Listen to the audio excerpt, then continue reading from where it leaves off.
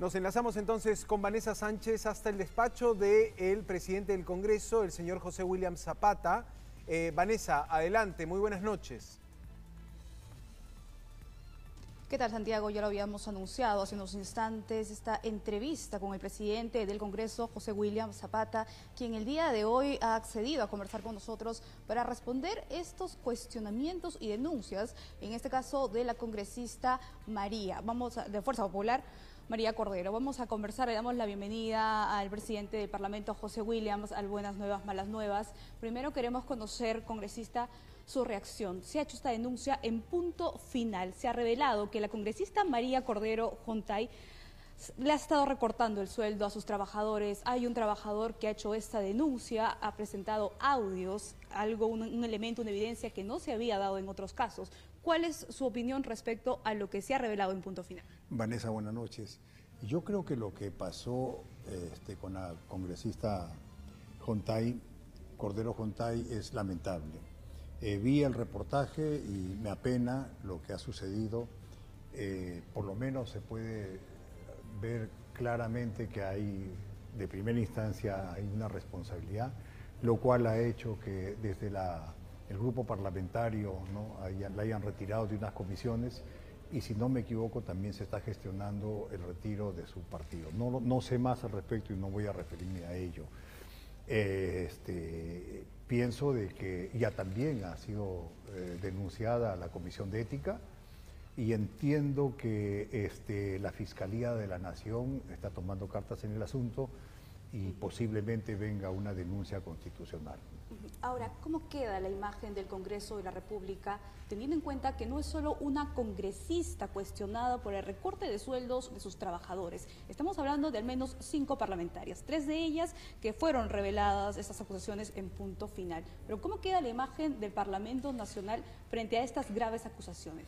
La imagen del Parlamento se deteriora, eso está claro, lo entiendo y lo entienden las personas.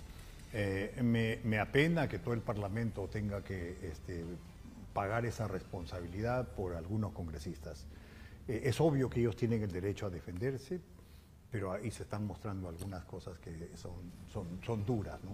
Sí, no es todo el Congreso, hay parlamentarios muy buenos que hacen su tarea, pero como usted acaba de decir, si no se habla de tales congresistas o un grupo de congresistas, siempre van a poner al Congreso como un conjunto. Yo lo que podría pedirles, al margen de que corresponden los castigos que se tengan que dar una vez que se prueben los delitos, es que sí se precise que no es el Parlamento en su conjunto, ¿no? Lamentablemente nos ha tocado esto y ahí están los efectos para la imagen del Congreso. Ahora, ¿qué invocación usted le haría a los trabajadores que quizás estén vistos en esta misma circunstancia y que tienen miedo, hay un temor por parte de ellos de hacer una denuncia porque quizás piensen o crean que no se les va a hacer caso o quizás van a tomar represalias contra ellos? ¿Cuál es este llamado? ¿A dónde tendrían que acudir estos trabajadores que el día de hoy quizás tengan todas las evidencias del caso, pero que tienen el temor de denunciar este tipo de hechos? Yo creo que los trabajadores que deseen hacer una denuncia lo pueden hacer en la Oficina de Integridad que tiene el Congreso de la República. Yo no veo razón por la cual tengan que temer. Si se hace una denuncia con pruebas, es obvio que el Congreso tiene que protegerlos, ¿no?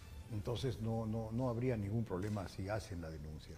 Así, congresista, vamos a conversar también con Santiago Gómez, quien está desde estudios en este momento, porque hay muchas preguntas también que quedan pendientes respecto a esta situación de estos congresistas acusadas de recortar el sueldo de sus trabajadores. Santiago, te escucha el presidente del Parlamento, José Williams. Sí, congresista José Williams, primero agradecerle el tiempo que nos da para poder salir a responder ante esta situación. La investigación la hace punto final y nos parecía importante poder tenerlo a usted, hablándole también a la ciudadanía que recibe una denuncia más. Congresista, cuando hablamos del ánimo de expulsión, del ánimo de separar a una persona con esta sospecha o después de un procedimiento, digamos, ¿hay la conciencia de que una sanción así puede corregir y puede también persuadir a otros congresistas de que no caigan en esta mala práctica? O sea, más allá de decir lo lamento y tal, ¿se ve la expulsión o el desafuero o alguna medida drástica dentro del panorama de posibles sanciones? Sí, el Congreso tiene dos mecanismos. Uno es la Comisión de Ética. La Comisión de Ética que ya tomó acción, ya hay una denuncia que se ha hecho a la Comisión Ética. En un plazo de unas 3 semanas a 4 semanas la Comisión debe emitir un dictamen y dependiendo de lo que salga, pues va a mostrar que hay una suspensión, ¿no? La suspensión es de 1 día a 120 días. Eso es todo lo que puede hacer la Comisión de Ética. Sin embargo, la Comisión de Acusaciones Constitucionales, por otra parte, puede acoger la denuncia de un ciudadano, de otro congresista o del Ministerio Público. Con cualquiera de esos 3 caminos, la Subcomisión de Acusaciones Constitucionales hace también un procedimiento. Ese procedimiento puede terminar en un desafuero y obviamente puede terminar también en el levantamiento de la inmunidad para que sea ya acusado por lo penal. Ya han habido casos en el Congreso con otros parlamentarios. Ahora, congresista, se habla también de la necesidad de fortalecer la relación laboral que tienen los trabajadores como asesores o personal técnico a nivel de darles opciones a que puedan hacer una carrera en el Parlamento y que no todos los congresistas lleguen con su séquito de asesores y allí es donde se genera esta relación que puede ser hasta delictiva, ¿no? De pedirles una porción del sueldo. Sobre eso, ¿qué se está haciendo o qué plantea su gestión para fortalecer, digamos, una suerte de servicio civil en el Parlamento? A ver, el Parlamento está organizado con 2 grupos, la organización parlamentaria y el servicio parlamentario. Los congresistas en sus despachos solamente tienen a 7 trabajadores, 2 profesionales, 3 técnicos y 2 auxiliares. Eso es todo lo que tienen. No pueden tener ni un solo trabajador más. Ellos son de confianza. El congresista los lleva porque es afín al tema que va a trabajar. Por ejemplo, un congresista que es médico o un militar que quiere ver asuntos de seguridad, obviamente va a tener trabajadores que tengan ese perfil.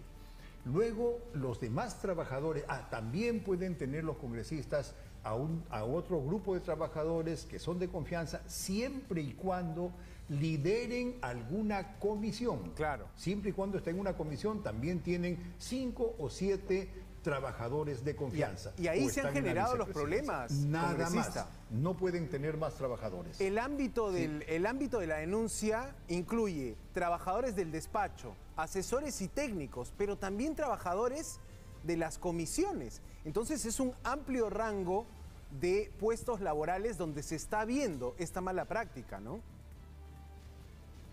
A ver, yo sé que en esta denuncia penosa, como repito, que tiene la congresista Cordero, están involucrados 2 trabajadores que sí pertenecen al servicio parlamentario, que no son trabajadores de confianza de ella.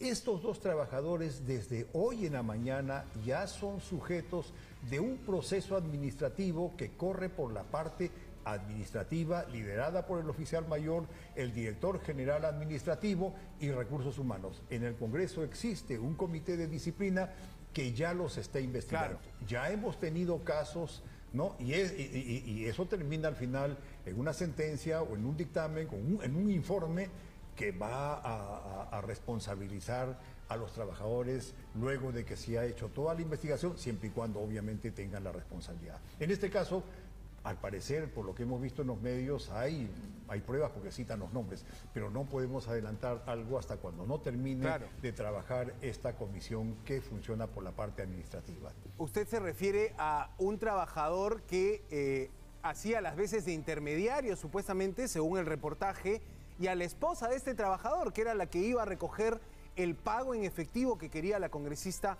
que le hicieran.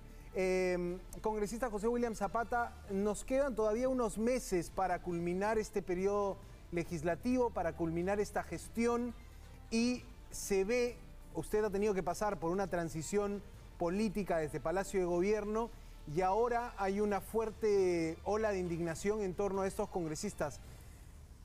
¿Qué se viene en su gestión, congresista Williams, en este tema? ¿Va a coger esto como bandera? ¿Usted va a querer corregir esta situación de raíz como presidente del Parlamento? ¿O qué otros proyectos o qué otras ideas tiene para el futuro de su gestión? Al respecto del tema, yo converso con la presidenta de la subcomisión de acusaciones, Lady Camones, y también con Carol Paredes, presidenta de la comisión de ética.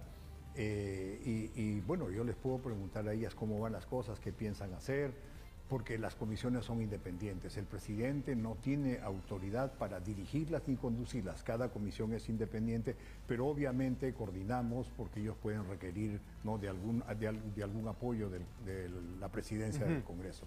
Lo ideal es que estas comisiones hagan su tarea como corresponde, y eso lo están demostrando, y luego los congresistas, tanto en la comisión permanente, si es que el asunto viene de la subcomisión de acusaciones constitucionales, y luego en el pleno, tengan que hacer un voto de conciencia y votar como corresponde. Obviamente que hay elementos de juicio que hace que los congresistas voten como ellos creen que deben darse las cosas. Claro. Y cierto, como dijiste, Santiago, en la primera parte de tu pregunta, a esta gestión nos ha tocado enfrentar cosas grandes, muy importantes. Creo que hemos sabido salir adelante. Lo que nos está creando problemas son estos asuntos, pero tienen un carácter particular, ¿no?, que vienen de personas, ¿no?, que obviamente, como dije antes, ellos tienen el derecho de defenderse y probar su inocencia. De ser así, pues quedan exentos de toda culpa, y de lo contrario, pues la justicia se hace cargo. Entonces, es un asunto sobre lo cual no podemos adelantar algo, solamente que se haga el desarrollo del proceso sea como corresponde. Pero bien, a este Congreso nos ha tocado enfrentar primero algo que fue muy interesante, muy bueno, que fue el Bicentenario. Sin embargo, tuvimos que estar preparados muy rápidamente porque el Bicentenario se dio en septiembre, yo asumí en septiembre, y luego, como tú recuerdas, tuvimos pues todos los problemas que se daban con las mociones de censura, de interpelación, posibles vacancias, el gabinete, los problemas con los ministros, la calidad del gabinete. Luego, a partir de noviembre, diciembre, ya vino el problema del golpe de Estado. Enero y febrero, todos los movimientos que se dieron en la calle. Yo creo que el Congreso, de manera general, salvando esos problemas que tenemos, junto con otras instituciones del Estado, ha hecho una tarea buena en el sentido de saberse conducir institucionalmente.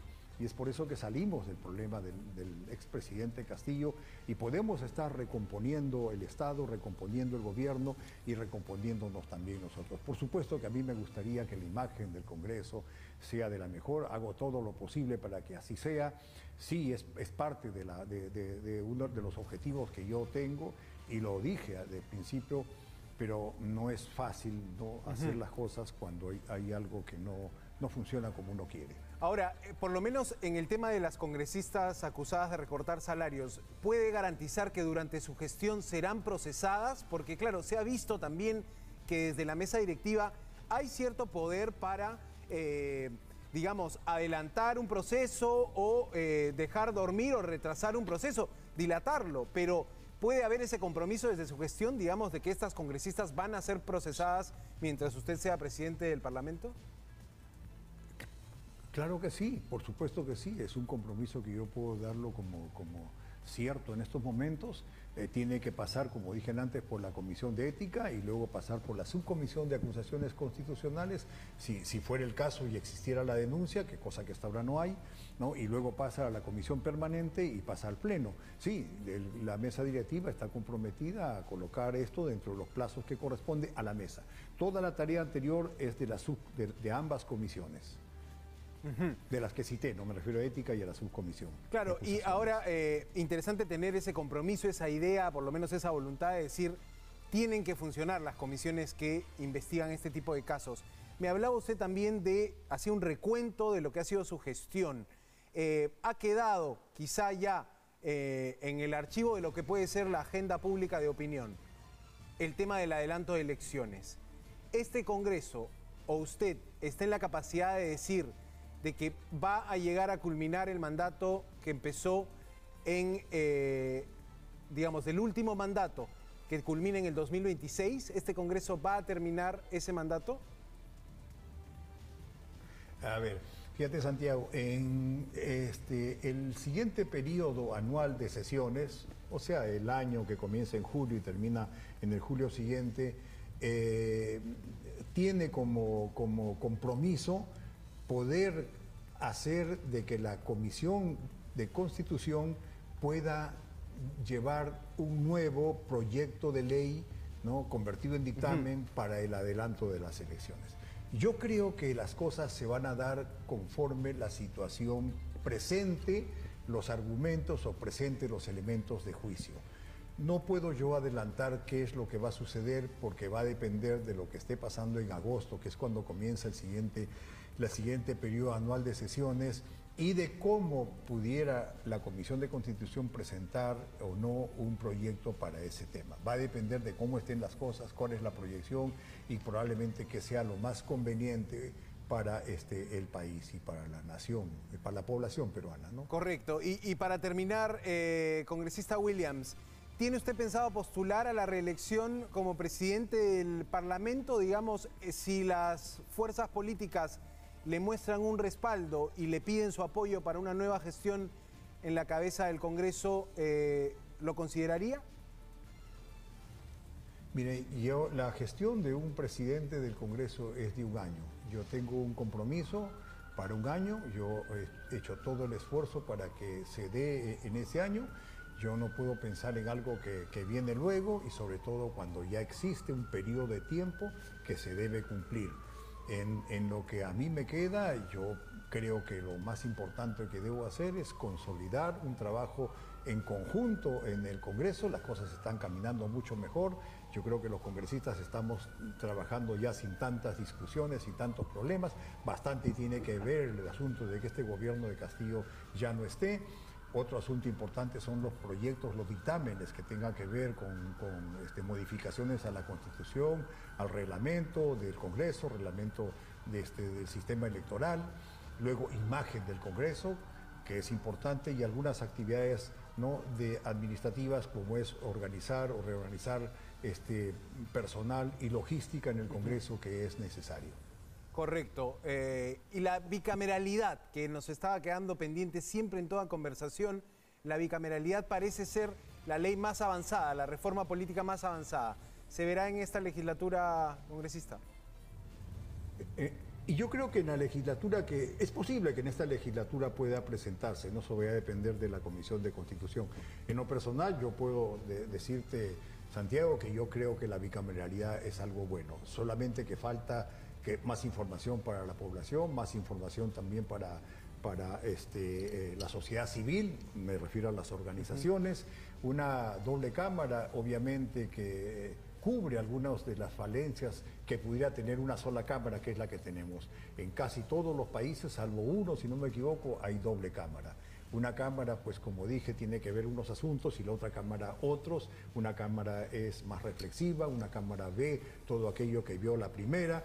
Yo creo que es bueno, deberían haber dos cámaras, pero el asunto pasa porque se explique bien, ¿no?, que en qué consisten y las ventajas que tiene la cámara, la doble cámara, y creo que la población sí lo comprendería porque se le explica bien y entendería lo que es mejor para la gobernabilidad, para un Estado que sea funcional y para poder, ¿no?, ser mejores en el sentido de la eficiencia y eficacia de un Estado, de un Congreso y de un Ejecutivo. Dos cámaras, pero con congresistas honestos y no con mochasueldos, ¿no?